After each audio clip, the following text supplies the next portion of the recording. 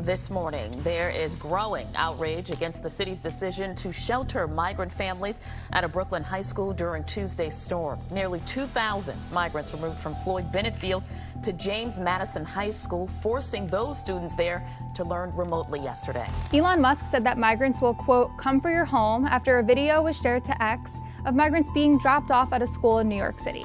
This morning, students and teachers in the country's largest school system are starting the school year with a new challenge. It began as a routine morning, until the fire alarm shrieked and the gym doors burst open. Close to 2,000 migrants, many escaping turmoil, were guided inside to shelter from a storm. Suddenly, your kid's school shut down. Lights in classrooms went dark. Lessons shifted online. Parents erupted in outrage. This wasn't a drill and it wasn't fiction. It unfolded at a Brooklyn high school just last year. Classes were suspended. Remote learning was slapped into place overnight. Parents shouted. Leaders scrambled. And the verdict was clear. This was unacceptable. So, what was the mood with the parents yesterday? How did they feel about what was going on at their school? Well, good morning. They were outraged. They were not happy. They were afraid what's going to happen next. Will school be properly sanitized after, migrants were there? Welcome to the breaking point of America's immigration storm. A crisis shaking classrooms, draining budgets, and reshaping children's futures. More than 500,000 migrant children have arrived in recent years, stretching schools from coast to coast. In the next few minutes, we'll peel back the layers, fact by fact, feeling by feeling, to reveal how families are caught in the squeeze. Picture this. A winter night in Brooklyn turns chaotic. In January 2020, nearly 2,000 migrants escaping a storm were moved into the gym of James Madison High School in Midwood. Students were abruptly sent home. Remote learning was forced overnight. Parents panicked. Bomb threats flared. A political firestorm exploded. The storm passed, the migrants left, and students returned. But the shockwaves never faded. Who decides when a school doubles as a shelter? At what cost? Social media lit up with viral videos of the gym packed wall-to-wall. The uproar spilled beyond screens, onto protest signs, news broadcasts, and city hall debates. And it wasn't confined to New York. In California's Central Valley, immigration raids drove student absences up 22%. Teachers compared the chaos to a natural disaster. Kids shaken, stranded, missing school. In cities like Chicago, fears of deportation kept families from sending kids to class. Teachers knocked on doors, handed out Know Your Rights cards, fought to restore a sense of safety. Los Angeles went further, telling immigration agents to stay at least 2 blocks away from schools, bluntly declaring, classrooms are not places of fear. Coming up, we'll uncover how children nationwide are paying the price when politics collides with public education. Since spring 2022, New York City alone has absorbed over 210,000 migrants from Venezuela, Haiti, and beyond, transforming shelters, schools, and city budgets. In that same stretch, more than 237,000 asylum seekers registered, fueling a massive humanitarian push.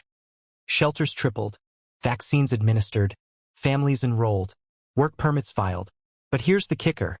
In just the 2024 to 25 school year, NYC schools took in roughly 50,000 new migrant children. One fall alone brought 20,000. The system was tested like never before. So we didn't budget for an influx of students, and it's not just the cost of staffing, it's transportation, it's ancillary costs that we might not even be aware of at this time. Now think about this. Classrooms jam packed. ESL demand exploding. Yet the teaching force hasn't kept pace. Last year, fewer than half of the schools receiving migrant kids had even one bilingual teacher. 4% had none at all. The result? Families and educators trapped in the middle. Schools already short on space, drowning in paperwork, scrambling for resources. And American kids, shoved into remote learning, switched classrooms, or left waiting for a teacher, a desk, a chance at normalcy. When the system can't keep up, the fallout is brutal. In Brooklyn, Parental outrage froze the air colder than the January wind. One night, migrants filled the high school gym. By morning, students were locked into remote classes. Gym canceled. Schedules wrecked. Parents fuming. Crowds rallied outside with signs in hand and voices raised. But pressure wasn't confined to one campus. Across the city, billions in emergency funding were burned trying to hold the line. At PS 145 in Manhattan, a flood of newcomer students threatened West Prep Academy, a special needs school sharing the same building. Parents pushed back with petitions, warning the relocation site lacked outdoor space or proper resources. Their kids risked being forgotten. Teachers saw it. Students felt it. Parents demanded change. Meanwhile, schools scrambled, and American kids were left squarely in the crossfire. The lingering question: how long before this breaking point turns full crisis? Migrant families arrive here in the city. New York City officials are unveiling a plan to help children enroll in school come fall. Nationwide, this classroom strain is escalating fast. Since 2022, more than 500,000 migrant children have entered U.S. schools. From Texas to Pennsylvania to New York, districts are straining. Teachers lean on translation apps. Advanced English speakers translate for peers. Others rely on hand signals, repetition, patience. All while American students wonder if their education is slowing down. Districts hire ESL specialists and interpreters. They pour money into programs, sometimes waiting months for reimbursement.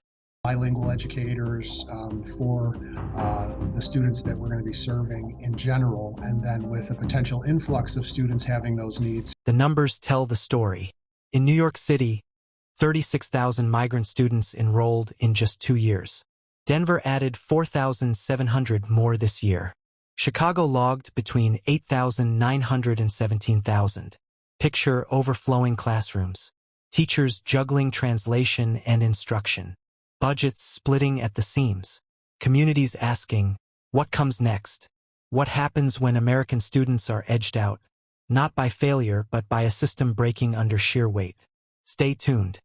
America's failing public education system has also taken a huge financial hit, with billions of dollars to educate the illegal migrant children who have crossed into our country over the past 4 years. This isn't only a classroom problem, it's a budget-busting one. In 2022 alone, New York State taxpayers shelled out nearly $240 million to cover costs tied to the migrant wave. Nationally, education expenses alone surged by $2 billion. Zoom in further. NYC's Department of Education scrambled to direct $110 million into ESL and bilingual hiring. But advocates warn it's barely a dent. Spread across hundreds of overcrowded schools, the money evaporates quickly. Many buildings now host more migrant students than qualified teachers. Basic support buckles. The broader picture is even starker. In 2023, American taxpayers carried an eye-watering $150 billion price tag for migrant-related services, education, shelters, healthcare. Cities like Denver, Chicago, and New York are watching budget caps burst. The bill is mounting. The strain is real. And the question remains: how much more can America's schools, wallets, and children absorb?